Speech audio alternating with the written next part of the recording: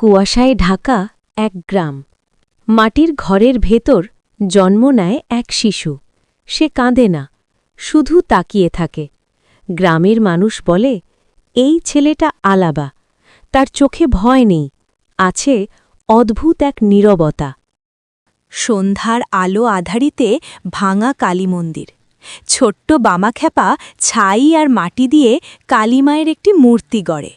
পুরোহিত বকুনি দিলে সে হাসে, উন্মাদের মতো। রাতে সে মূর্তির সঙ্গে কথা বলে। হঠাৎ হাওয়া বয়ে যায়, দীপশিখা নড়ে ওঠে। মনে হয় মা সাড়া দিচ্ছেন। কৈশোরেই সে চলে যায় শ্মশানে। যেখানে মানুষ ভয় পায় সেখানেই সে ধ্যান করে। শরীরে ছাই, চোখে উন্মাদনা। আত্মারা ফিস ফিস করে, কিন্তু ভয় পায় তার নামেই।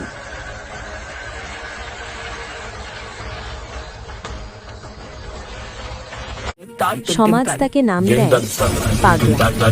কেউ খাবার দেয় না, কেউ পাথর ছোড়ে। কিন্তু যখন সে কালীর মন্দিরের দিকে তাকায়, তার চোখে থাকে না পাগলামি, থাকে সমাধি।